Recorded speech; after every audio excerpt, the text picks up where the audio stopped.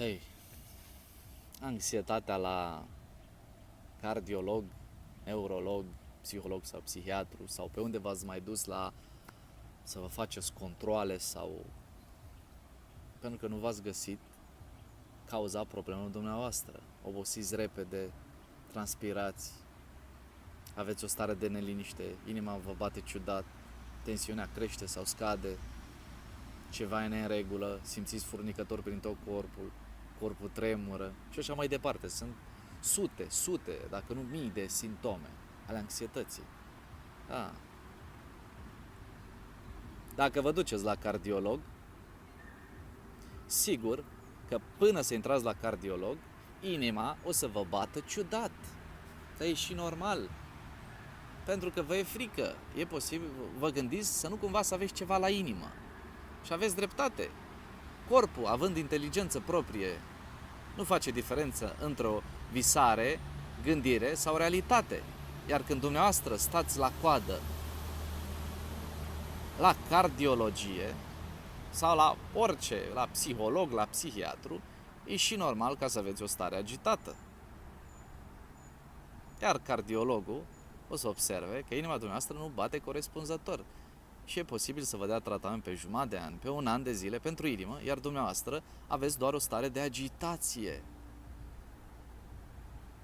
Peste 70% din tratamentele pentru inimă, oamenii nu sunt bolnavi de inimă, au doar o stare agitată. Da.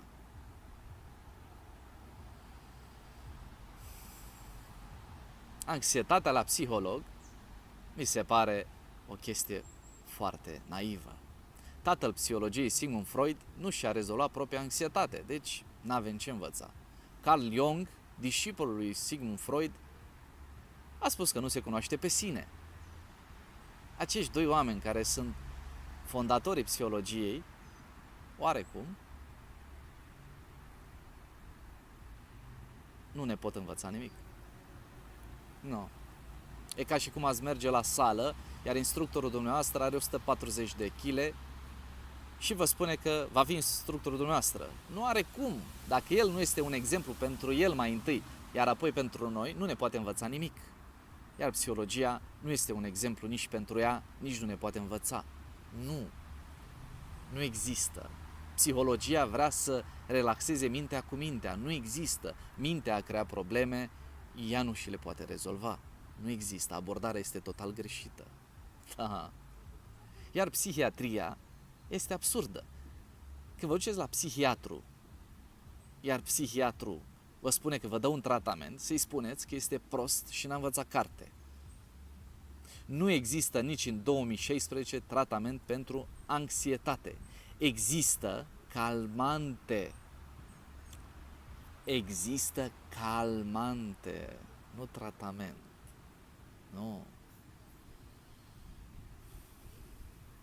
Dacă vă doare o măseluță, luați Nurofen să nu vă mai doară. Dar nu vă rezolvă căriuța. În niciun caz. Așa e și cu antidepresivele. O pastilă nu vă poate corecta gândirea. O pastilă vă poate amorți. Este calmant. Trebuie să înțelegeți aspectele astea.